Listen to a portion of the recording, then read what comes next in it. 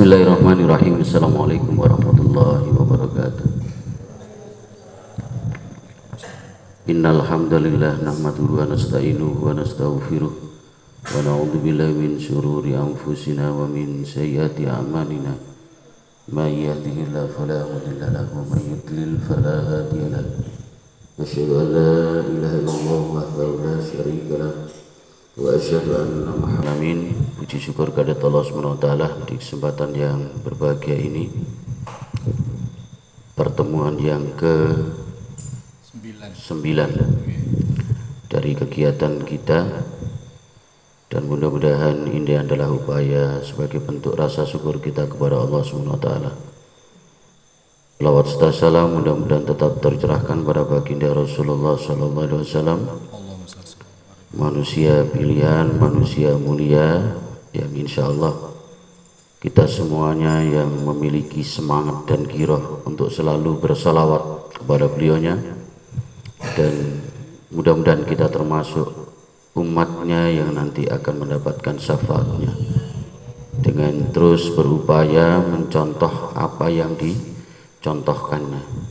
Salah satunya upaya kita untuk mencontoh apa yang diteladankan oleh Rasulullah adalah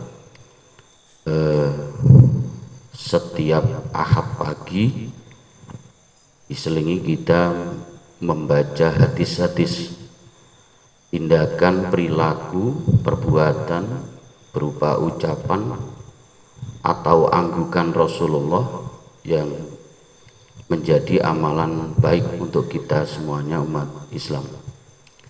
Bapak, Ibu, dan anak-anakku sekalian yang dimuliakan oleh Allah, pekan kemarin kita terakhir membahas tentang, masih ingat? Lupa ya? Ridallah fi ridal walidaini wasukhtullah fi sukhtil walidaini.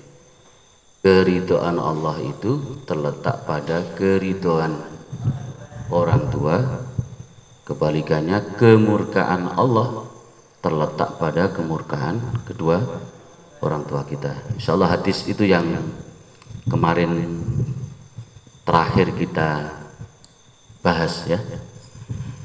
Secara singkat, ini untuk pesan semuanya, bukan hanya untuk anak-anak kita yang hadir di pagi hari ini. Di sini biar nggak dingin, biar nggak dingin di sini.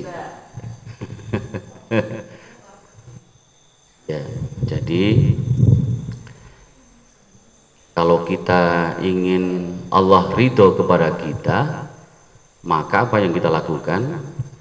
Membuat orang tua kita ridho, ikhlas atas perbuatan kita. Kebalikannya, orang-orang yang kepingin Allah murka gampang, membuat murka saja orang tuanya.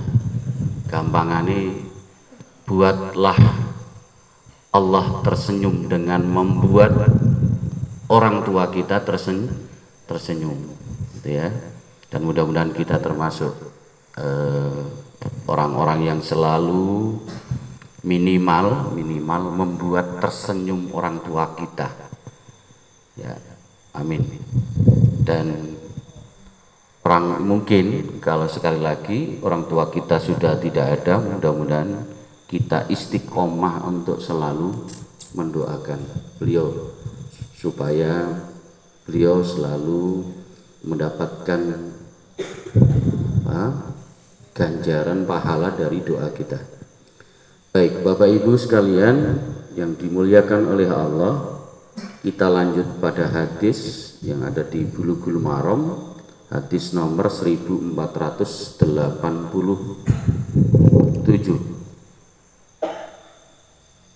Saya bacakan.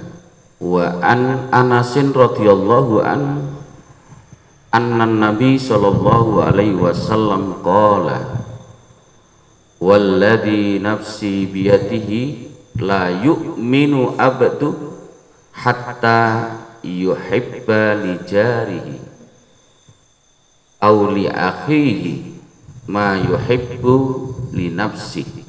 Muttafaqun alaih. Ini kekuatan yang kalau kita artikan luar biasa.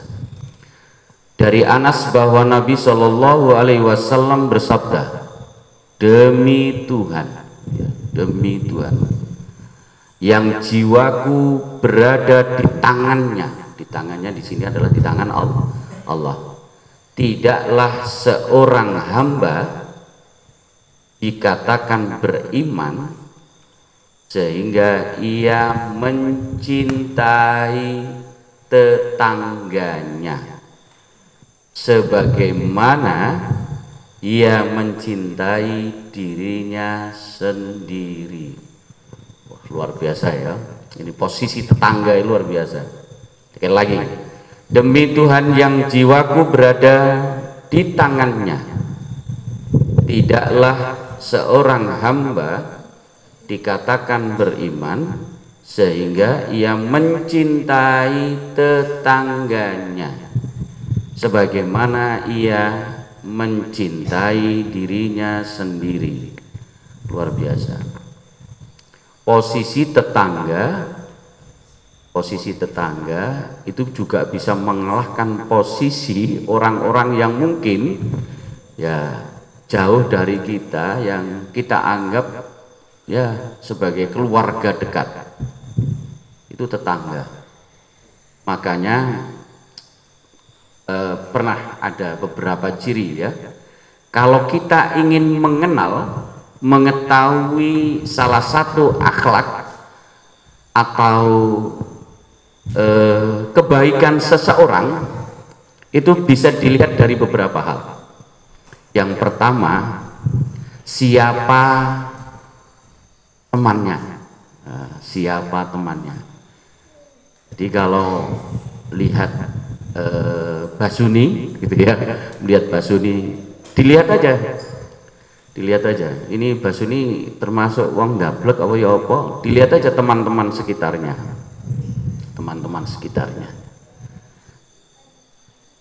itu yang pertama. Yang kedua, ditanyakan atau bertanya kepada tetangganya.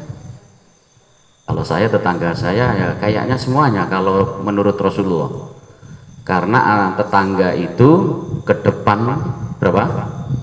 40 rumah, iya betul, ke kanan 40 rumah, ke kiri 40 rumah, ke belakang 40 rumah, itu tetangga.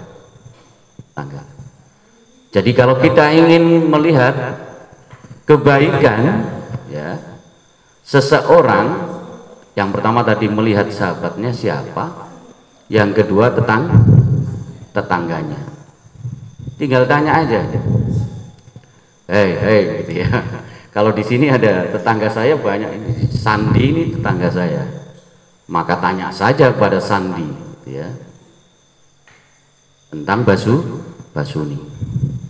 Begitu juga dengan misalkan ada yang tanya tentang Sandi, tanya saja, bisa jadi tanya kepada Basuni, kan begitu. Itu tetangga. Jadi luar biasa posisi. Karena sekali lagi orang yang pertama kali pada saat kita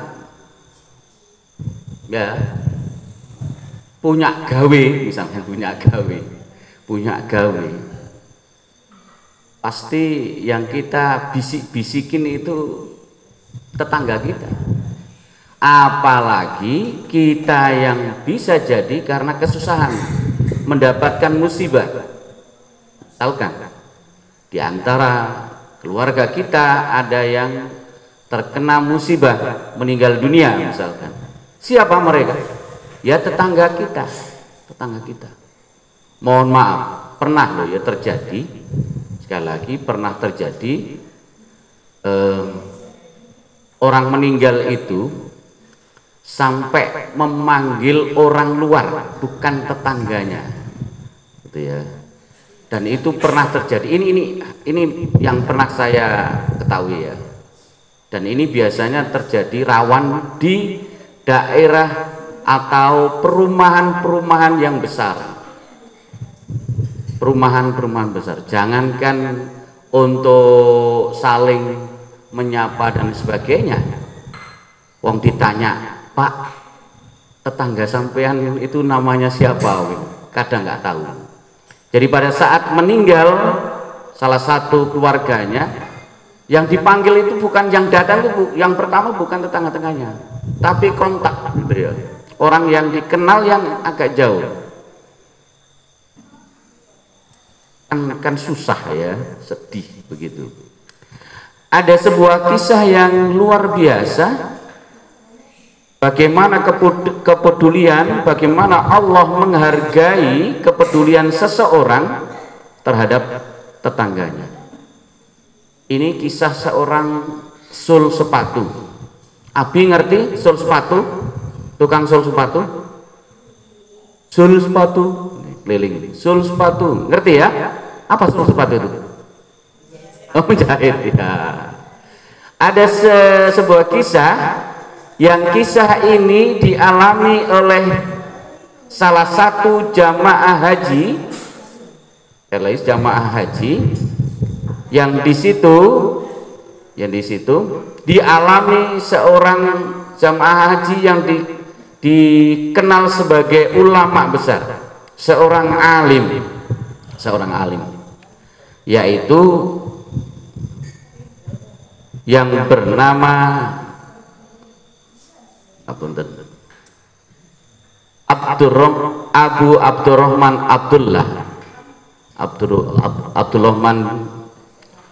Abdullah gitu ya, Abdurrahman Abdullah, yang dikenal dengan Abdullah bin Mubarak ya. Pada saat semua jamaah haji melakukan tawaf gitu ya, dan selesai haji, seorang alim ini tertidur dan bermimpi. Mohon maaf, bermimpinya orang alim itu dengan mimpinya kayak kita berbeda ya.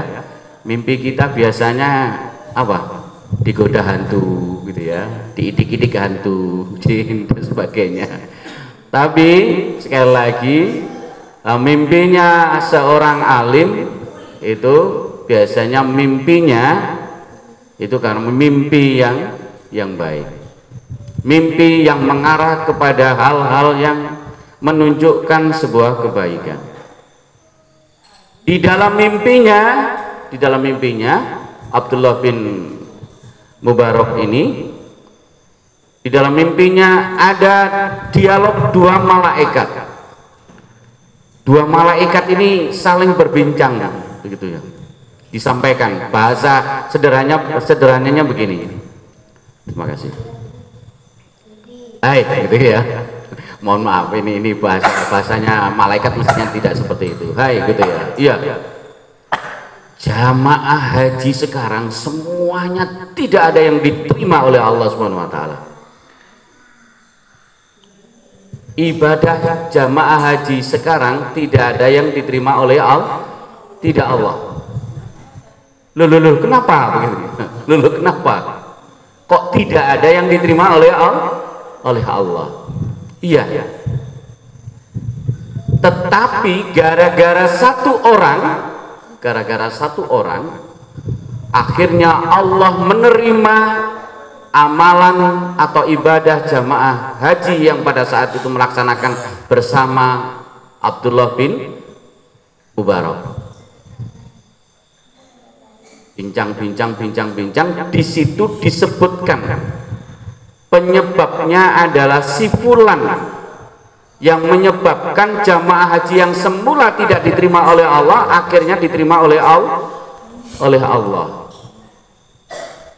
Jelas di dalam mimpinya itu, si fulan seorang tukang sul sepatu, alamatnya juga jelas. Maka tiba-tiba terbangun Abdullah bin Mubarak ini, terbangun dan mengucapkan hamdalah karena diterima jamaah haji yang pada saat itu. Selesai melaksanakan ibadah haji, maka muncul penasaran dari Abdullah bin Mubarak ini. perbuatan apa, amalan apa sebenarnya yang dilakukan oleh si fulan ini sehingga si fulan ini gitu ya menyebabkan semua jamaah haji, ibadah jamaah haji diterima oleh Allah. Maka berangkatlah, tidak langsung pulang lalu berangkatlah mencari alamat yang ada di dalam mimpi tadi itu. Ditanya sul sepatu yang di daerah sana, Wah, sampean kenal dengan si fulan, sul sepatu ini. Oh, di sana Pak, gitu ya, Semak gitu. Semak di situ, Semaknya orang Madura itu biasanya gimana? Jauh ya. Di sana Pak, dicari. Dan alhamdulillah ditemukan dan bertemu dengan sahabat ini. Ada yang mengisahkan bahwa pada saat itu Abdullah bin Mubarak ini tidak langsung bertanya amalan apa yang diperbuat, tapi meminta izin untuk menginap di rumahnya. Mohon maaf, menginap di rumah orang itu batasannya maksimal berapa hari, Bapak Ibu? Ini sekalian cari sebagai ilmu, 3 hari, jangan lebih ya. Kayak BPJS sekarang ya kayaknya ya, batasannya 3 hari. Jadi ada batasannya Bapak Ibu, ya. Etika itu adab Islam. Kalaupun mau ya mungkin pulang dulu kemana gitu ya. Setelah itu nginap lagi. Ya jangan ya. Karena memang sekali lagi kalau ada tamu itu kan ya etikanya. Sudah menginap di situ. Dan menginapnya sesuai dengan ajaran agama Islam selama 3 hari. Dan diizinkan oleh Abdullah bin Mubarak, diizinkan si fulan ini dilihat kegiatan sehari-hari, Abdullah bin Mubarak ini perbuatan amalannya kok biasa-biasa saja gitu ya, biasa-biasa saja, tidak ada yang istimewa sekali gitu, tidak ada. Sampai hari ketiga tidak ditemukan amalan yang istimewa. Maka diberanikanlah bertanya kepada si fulan tukang sol ini. Wahai sahabat gitu ya, wahai bersobatku, sebenarnya aku kesini dalam rangka untuk mencari tahu sebenarnya amalan apa yang kau lakukan sehingga aku bermimpi, diceritakan ya, bahwa yang menyebabkan diterimanya jamaah haji pada saat ini, tahun ini itu diterima oleh Allah yang semula tidak diterima. Ya bingung juga amalan apa ya begitu ya. Akhirnya diketahui, ingat dia pernah melakukan sesuatu. Apa yang dilakukan oleh tukang sol sepatu ini? Ternyata tukang sol sepatu ini istrinya saat ini sedang hamil. Kalau orang hamil itu ada istilah apa, Ustaz? Ngidam atau ngidam ya? Ada yang bilang ngidam. Ngidam. Ya, ada yang jadi istrinya ini ngidam. Ngidamnya apa? Ngidamnya pada saat itu ada tetangga yang memasak, aromanya sampai masuk ke rumahnya, sehingga si istri ini bilang kepada suaminya, wahai suamiku tercinta, ya istriku tercinta, aku membau aroma yang luar biasa sedapnya, bolehkah aku memakannya, memintanya, begitu.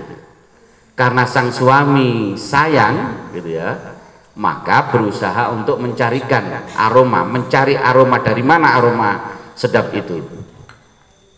Sama halnya dulu ada yang minta ke Semak, maka dicari ke Semak gitu ya, dicari keliling kota nggak nemu-nemu.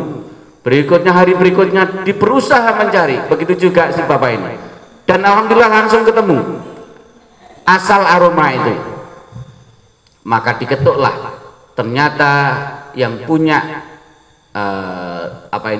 yang memasak, ibu seorang janda yang memiliki beberapa anak, dengan menempati sebuah rumah yang reot. Ya, reot itu ya terus kalau kena angin sedikit mungkin roboh gitu ya. Diketuklah dengan salam, assalamualaikum. Waalaikumsalam. Wahai ibu, istriku saat ini sedang hamil dan membau aroma masakan ibu dari rumah ibu. Bolehkah aku membelinya sedikit, begitu ya, si tukang sol ini. Katanya ibu, si ibu ini menyampaikan sambil sedikit meneteskan air mata, wahai Tuhan, masakan ini halal untuk kami. Untuk kami itu si ibu ini dengan anak-anaknya.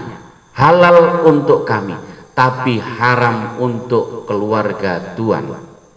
Loh, kok bisa Bu? Gitu ya. Kita ini sama-sama muslim. Kok ada perbedaan untuk ibu dan keluarga anak-anak ibu halal, tapi untuk kami haram.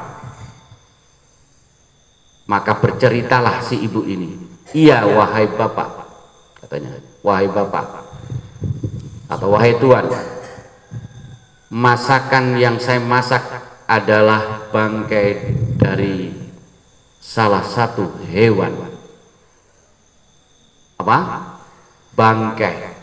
Hukumnya memakan bangkai, misalkan kijang, haram, kecuali bangkainya yang ada di laut ya, di laut.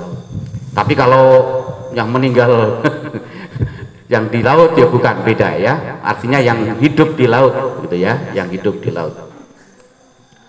Langsung si bapak ini ikut bersedih dan pamit, wahai ibu, terima kasih, saya pamit dulu ya, saya pamit dulu, pamit, dan bercerita kepada istriku, ternyata si ibu ini yang bersama seorang janda yang bersama dengan anak-anak kecilnya sedang menikmati masakan hewan yang diambil dari padang sebelah yang sudah meninggal, artinya dari daging hewan atau yang disebut dengan bangkai tadi itu. Maka meminta izin kepada istri, wahai ibu, saya punya celengan. Celengan ini tabungan ya, tabungan ini adalah tabungan yang selama ini aku kumpulkan setelah aku keliling untuk menjahit sepatu, dan itu dikumpulkan sekitar 10 tahun, dikumpulkan sampai terkumpul, dan tahun itu sebenarnya waktunya bapak ini bisa melaksanakan ibadah haji. Tetapi karena kejadian tadi itu uang yang terkumpul tadi itu diberikan kepada tetangganya yang saat itu sedang menikmati makanan dari hewan atau dari bangkai hewan. Cerita itu gitu ya, umroh bolak-balik misalkan, lalu mungkin haji 10 kali, tetapi tetangganya di kanan kirinya ada yang kesusahan dan tidak peduli, tidak pernah ada kepedulian dan tidak ada niatan untuk membantu, bisa jadi Allah tidak menerima hajinya. Sekali lagi, tidak dinyatakan beriman seseorang sebelum ia mencintai tetangganya sebagaimana ia mencintai dirinya sendiri. Berat apa berat ibu? Abot. Abot. Makanya Rasulullah itu menganjurkan kepada kita untuk menjalin kebaikan kepada tetangga kita. Apa? Nek masak gitu ya, nek masak apalagi aromanya bisa kemana-mana gitu ya, bisa kemana-mana. Nek dagingnya titik kuai dikai, gitu ya. Kuai diperbanyak. Untuk apa? Untuk tetangga. Bisa jadi untuk tetangga. Tapi kadang tetangga, ya Allah, cuman ngekei banyu tok, gitu ya. Cuman ngekei banyu tok, gitu. Itu tantangan, bisa dia tantangan. Kecuali kalau tetangganya warung loh ya, kayak Bude misalkan. Dapat terus dia. Ma, apa? Anu mah, minta ayam. Itu ada baunya ayam. Beda lagi ya. Kalau jualan beda lagi. Ya, mana dihadapi seperti yang tadi anjuran tadi itu ya, malah gak jualan tadi. Nah, ini datang semuanya tetangganya. Jadi sekali lagi itu pentingnya kita bertetangga. Sama apalagi tetangga kita adalah sesamamu muslim, apalagi sesama muslim. Kal jasadil wahid, seperti satu tubuh. Satu tubuh itu bagaimana? Sing sakit di bagian sini gigi, yang sakit semuanya ikut sakit. Kaki yang sakit semuanya ikut merasakan sakit. Adem dingin, apa itu demam dan lain sebagainya. Sama halnya dengan ya, kita ini ditantang, seandainya ada sesaudara muslim kita ada yang sakit, di hati kita ini ada gerakan rasa sakit tidak? Satu contoh yang terjadi sekarang ini, saudara-saudara kita yang ada di Palestina, yang merasakan sakit setiap harinya juga tidak tenang, gitu ya. Walaupun anak-anak kecil itu sudah terbiasa dengan tembakan, dengan bom dan sebagainya, itu biasa. Tapi kan mereka tidak merasakan ketenangan dan kenyamanan. Ya kita juga begitu. Minimal sekali lagi, kalau tidak bisa membantu dengan materi atau ikut berjuang di sana, gitu ya. Yang kecil-kecil membawa ketepel misalkan, ya paling tidak minimal mendoakan, gitu ya, mendoakan. Itu tentang tangga. Ya, nanti insya Allah jangankan dengan sesama muslim ya, dengan tetangga yang non muslim saja itu juga ada etika yang diajarkan oleh Rasulullah, bagaimana kita juga berbuat baik kepada orang-orang yang tetangga kita yang non muslim. Ya, kalau sakit ya dijenguk, tidak membandingkan oh duduk kewajibanku, tidak, tetap kewajiban kita sebagai tetangga, tetap kewajiban kita. Ada kesusahan ya kita bantu, tetapi membantunya ada batasan-batasannya, tidak sampai mencampur adukkan akidah. Di sana Natalan, ayo menghormati tetangga, kita juga ikut Natalan. Nah, itu yang keliru. Kita pada saat Idul Fitri kita mengajak mereka, ayo Idul Fitri bareng, gitu ya. Itu mencampur adukkan. Jadi ada batasannya. Oke. Saya tambahi satu hadis lagi.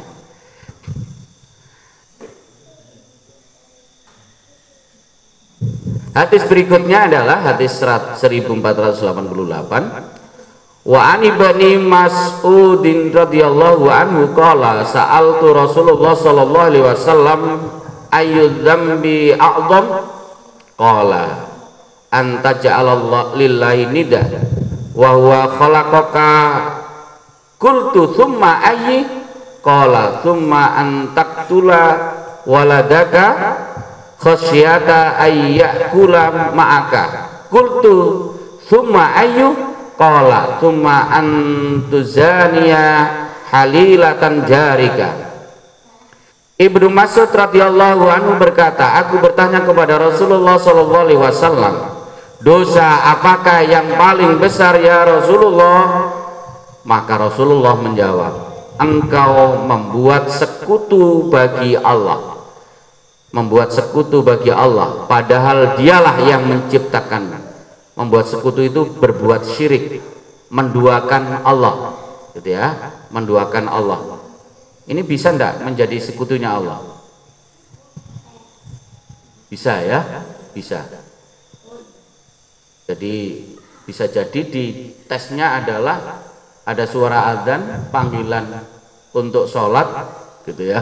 Satu contoh, ada telepon masuk, tantangannya di situ. Kita mengutamakan Allah atau mengutamakan ya, atau mungkin malah menundanya, atau malah mungkin bisa jadi melalaikannya, gitu ya.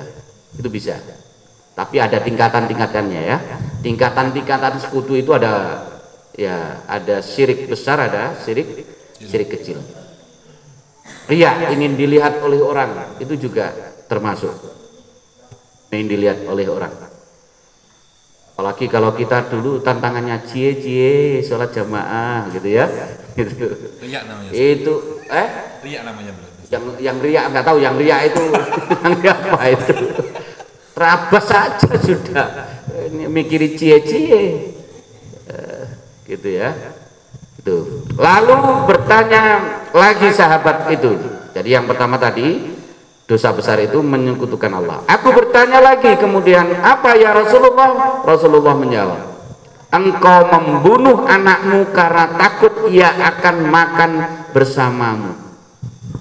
Membunuh anaknya sendiri karena takut tidak bisa memberi makan.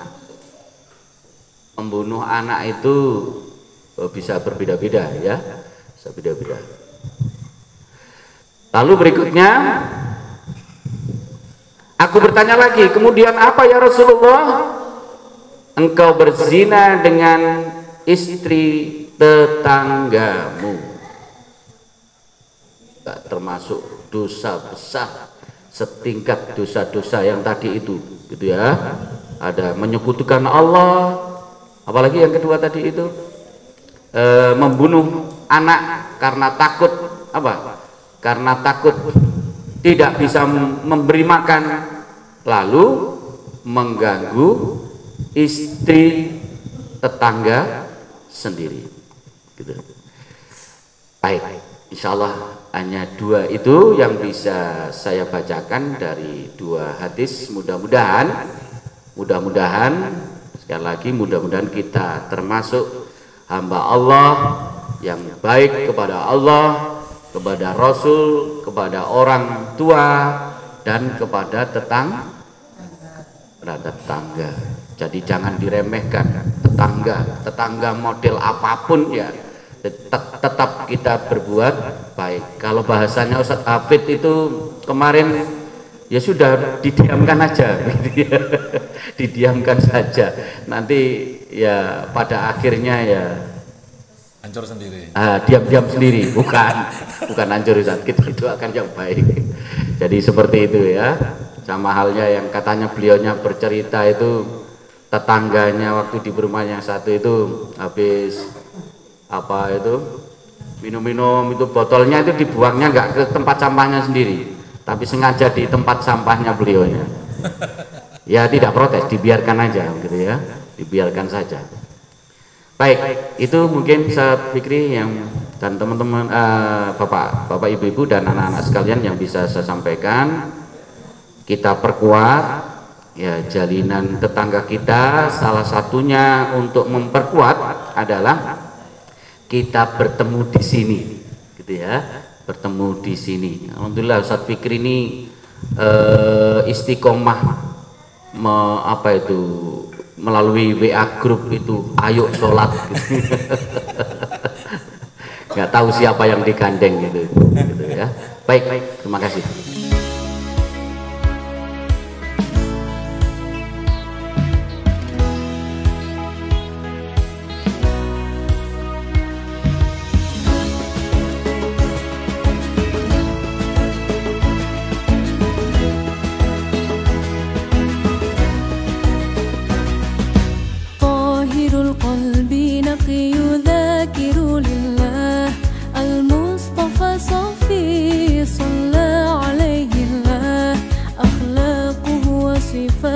سبحان من سواه هو قدوتي وحبيبي ودعوة النجاة يا رسول